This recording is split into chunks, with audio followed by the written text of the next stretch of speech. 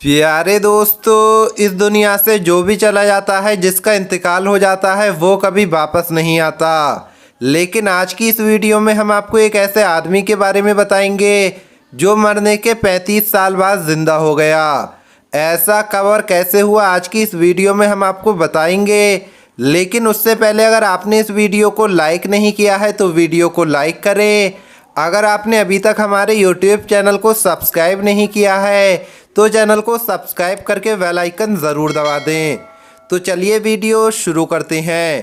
प्यारे दोस्तों, एक भाई अपना वाकया बयान करते हैं। वो कहते हैं कि चंद रोज़ पहले की बात है, मेरी गाड़ी का टायर पंचर हो गया तो मैं रास्ते में आने वाली एक टायर की दुकान पर रुक गया। रात के 10 बज चुके थे। उस वक्त एक ही लड़का टायर की दुकान पर मौजूद था। मुझसे पहले भी एक शख्स वहां बैठा हुआ था जिसकी कार पंचर हो चुकी थी और वो लड़का उसकी गाड़ी का पंचर लगा रहा था। मैं इस दौरान अपनी गाड़ी से निकलकर करीब में मौजूद कुर्सियों पर बैठ गया। इस दुकान का बूढ़ा मालिक भी उधर बैठकर हुक्का पी रहा था। हुक्के को देखते ही मेरी तबीयत बेचैन होने लगी। मैंने कहा कि चचा, मज़ा आ गया। मैंने उसके हुक्के को देखते हुए कहा कि चचा, क्या मैं भी एक आध दम लगा लूं? तो वो हंसते हुए बोला, ज़रूर बच्चे, ये ले। और उसने हुक्का मुझे थमा दिया।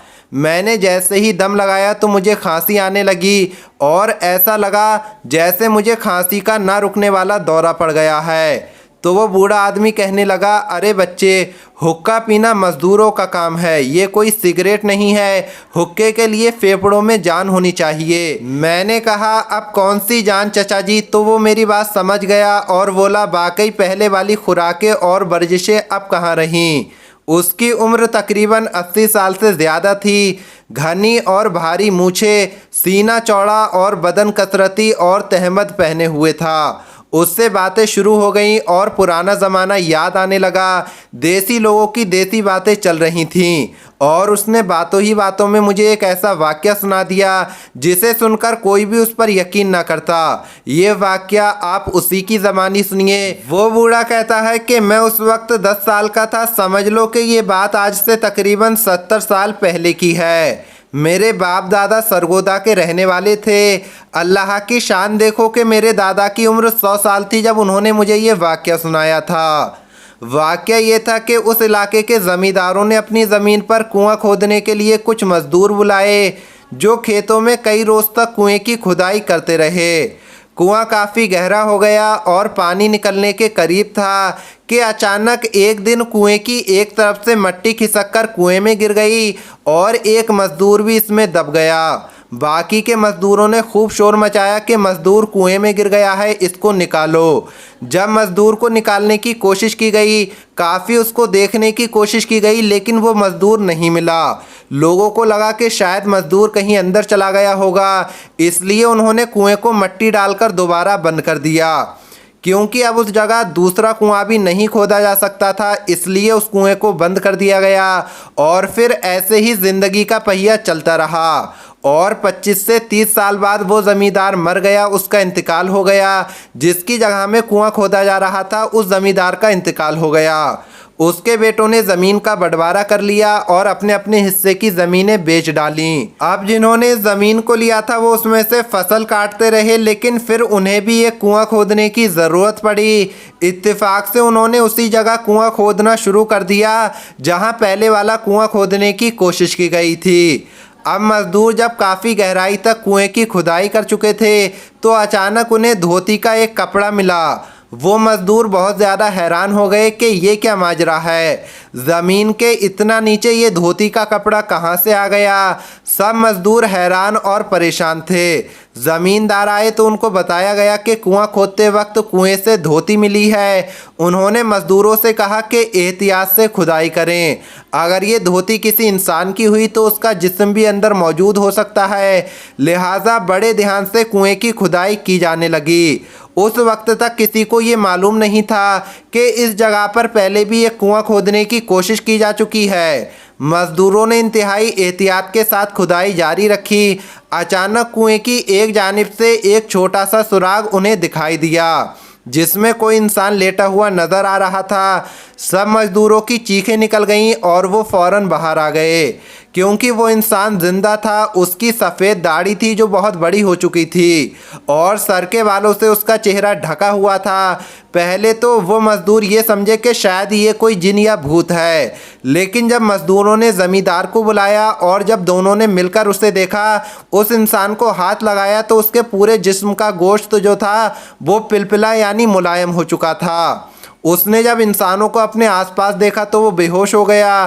फिर उसे कुएं से निकालकर बाहर लाया गया और पूरे गांव में ये बात फैल गई। फिर किसी समझदार आदमी ने ये मशवरा दिया कि इसको रुई में लपेटकर रख दो, क्योंकि इस इंसान से हवा और बाहर का मौसम बर्दाश्त नहीं होगा।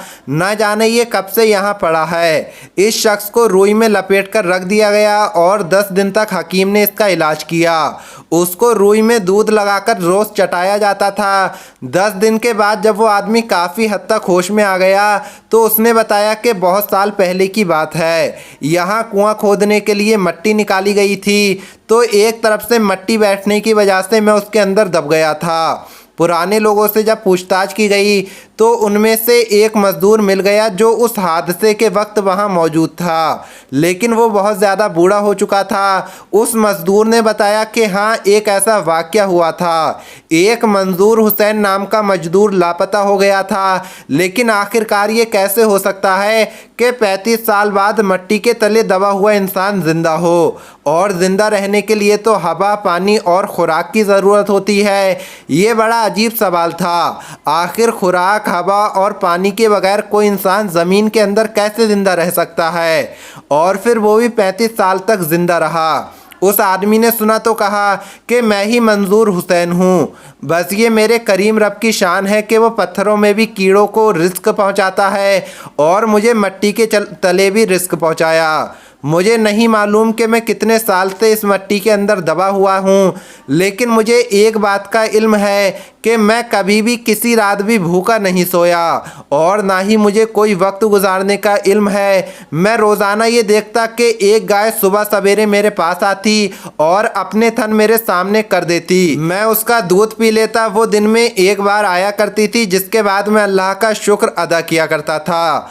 और आज ये उस अल्लाह की शान देखिए कि मैं दुनिया में वापस आ गया हूँ। इस वाक़ये के 10 साल बाद मंजूर और ज़िंदा रहा और फिर उसका इंतकाल हो गया।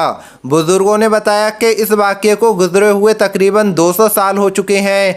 प्यारे दोस्तों, बेशक हमारा ये ईमान है कि अल्लाह जो चाहे वो कर सकता है और हमारा ये ईमान है कि अल्लाह जिसे चाहे जब चाहे वो ज़िंदा करे और जब चाहे जिसे चाहे उसकी जान वापस ले ले।